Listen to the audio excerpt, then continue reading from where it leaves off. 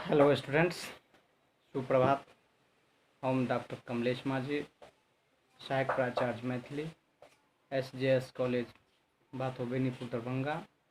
आई पुनः हम उपस्थित छी अपने सबक जे पाठ्यक्रम में एकांकी संग्रह अछि, शास्त्री द्वितीय वर्षक जे पाठ्यक्रम अछि। एहि में हम सब गोटे जे पढ़ै छलहुँ हैं पिपासा एकांकी। एहि पिपासा एकांकी में जे ऋषि उतंक और चंडालक बीच गप होइ छै और यह गपक क्रम में चंडाल रूप जे पकड़ कऽ धारण कऽ कऽ भगवान श्री कृष्ण आयल छलखिन यऽ और ऋषि उतंक के परीक्षा लेबाक लेल, जाँच करबाक लेल से एहिमे देखबा में आबि रहल अछि। यह छै कि चंडाल के वेश में आबि कऽ ऋषि के जे पानी पीबा के लेल व्याकुलता रहै छै, ओ अपन जे छै जल के द्वारा जल पिएबाक जे से चेष्टा करै छथिन। मुदा ऋषि छथिन जे ओ अपन संस्कार और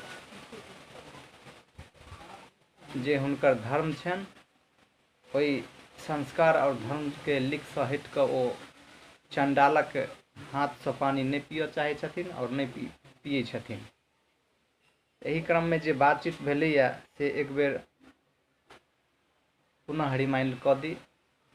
जे उतंक कहै छै, चंडाल तो एतेक हठधर्मी किएक भेल जाइ छ, एना दुराग्रह किया कऽ रहल छ, एक तपस्वीक वचनक अपेक्षा किएक।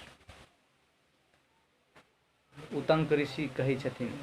तखन चंडाल कहै छथिन, एकेटा मानव धर्मक आवाहन छै तें मुनिवर, संभव छैक अपनेक परिचय भऽ रहल हो।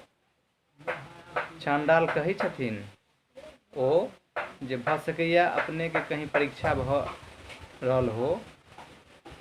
अपनेक साधना, तपस्या आ व्यक्तित्वक आधार कतेक गंभीर, कतेक उदात्त, कतेक विशाल अछि, तकरो परीक्षण भऽ सकैछ। उतंक एहि बात के सुनि कऽ किछु ज्यादे क्रुद्ध भऽ जाइ छथिन, हुनका क्रोध आबि जाइ छनि और क्रोध अयला के बाद वो जे से बजै छथिन जे हमर परीक्षा एक चंडाल द्वारा महर्षिक उतंकक तपोबलक परीक्षा, एक ब्राह्मणक अपमानक कुफल प्रत्यक्ष भेट जैतऽ। चंडाल माथ झुका लैत अछि। दोसर दिस सँ कृष्ण अबैत छथि, पीताम्बर धारण कयने, माथ पर मयूर पाँखिक पंक्ति आ जानू पुष्पमाला लटकैत, मुख पर मुस्की, मुदा गंभीर व्यक्तित्वक आभास भेटैत। एही तरह जे एहिमे देखायल गेलैया जे जखन चंडाल माथ झुका लै छथिन, तखने जे से भगवान श्री कृष्णक प्रवेश होइ छनि और वह चंडाल रूप में जे छै प्रत्यक्ष रूप से रहै छथिन। मुदा बार बार ऋषि उतंक के कहवा के बावजूद भी ओ अपन जे से धर्म के निर्वाह करै छथिन और यही क्रम में जे छै श्री कृष्ण के उपस्थिति होइ छनि और हुनकर जे वेशभूषा छै ओहिमे माथ पर मयूर पाँखिक पंक्ति आ जानू पुष्पमाला लटकैत, मुख पर मुस्की, मुदा गंभीर व्यक्तित्वक आभास भेटैत। कृष्ण तखन कहै छथिन, शांत महामुनि, क्रोध अहाँ के शोभा नहीं दैत अछि। एही बीच चंडाल जेम्हर से आयल छल तेम्हरे चल जाइत अछि। अर्थात ओ केम्हर से एलखिन चंडाल और केम्हर गेलखिन सेहो किनको नहि बुझल छनि। आ से ओतऽ कए गोटे छेबे छथि, चंडाल छथि आ ऋषि उतंक छथि और ऋषि उतंक के जे शिष्य रहै छथि भद्रमुख, ओ तऽ जलक व्यवस्था में निकलल रहै छथि। तैँ ओतऽ जे चाण्डाल रूप धारण कऽ कऽ भगवान श्री कृष्ण केम्हर से एलखिन सेहो ऋषि उतंक नहि देखलखिन यऽ। और जखन चाण्डाल परीक्षाक होयबाक गप ऋषि से करै छथिन और एही दरमियान एही क्रम में ओ अपन माथ झुका लै छथिन, तखन श्री कृष्णक प्रवेश होइ छनि।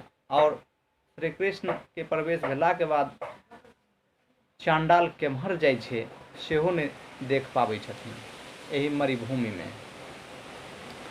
तखन उतंक ऋषि क्रोधित भऽ कऽ जे है से कहै छथिन, ओह कृष्ण, 18 अक्षिणी मानव समुदाय के अपन कुटिल नीति से युद्ध अग्नि में झोंक के की हमरो सँ कुटिलता देख रहल छी। यह थिक अहाँक वचन, कहाँ अछि अहाँक वरदान। मिथ्यावादी अविश्वासी ब्राह्मणक अपमानकर्ता अहूँ के एही चाण्डाल संग वशीभूत कऽ दै छी। अर्थात भगवान श्री कृष्ण पर जे आरोप लगबै छथिन ऋषि उतंक, से भगवान श्री कृष्ण के द्वारा एकटा वचन देल गेल रहै छनि जे जखन अहाँ एहि मरुभूमि में जलक आवश्यकता पड़त अहाँ के उपलब्ध हैत। मुदा ऋषि उतंक के ई ज्ञात नहीं होइ छनि जे चाण्डालक रूप में श्री कृष्ण आयल छलखिन जल लऽ कऽ। एतऽ उतंक ऋषि भगवान श्री कृष्ण पर मिथ्यावादी नहीं, अविश्वासी, ब्राह्मणक अपमानकर्ता, एहि सब संज्ञा सँ, एहि सब अलंकार सँ वशीभूत करै छथिन।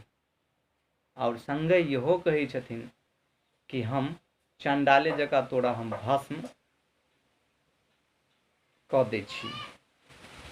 अपन कमंडल सँ जल ढारबाक प्रयास करैत छथि। एतबा वचन कहलाके बाद जे भस्म करबाके जे क्रम छै, जे कमंडल से जल ढारै छथिन, ढारबाक प्रयास करै छथिन, वएह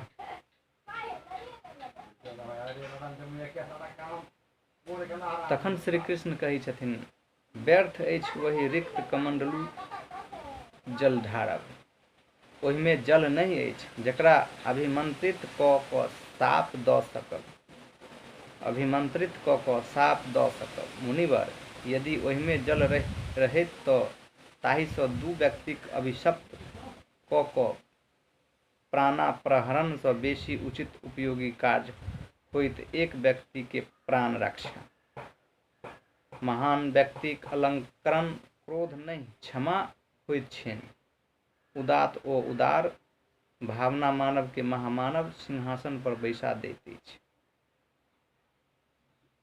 एही तरह हम एही कक्षा के एतै समाप्त कऽ रहल छी। ई भगवान श्री कृष्ण जे कहलखिन एकरा हम अगला कक्षा में पुनः एक बेर रिपीट कऽ कऽ एकरा बारे में जानकारी देब जे भगवान श्री कृष्ण ऋषि उतंक के केहन उपदेश देलखिन। एही के संग धन्यवाद।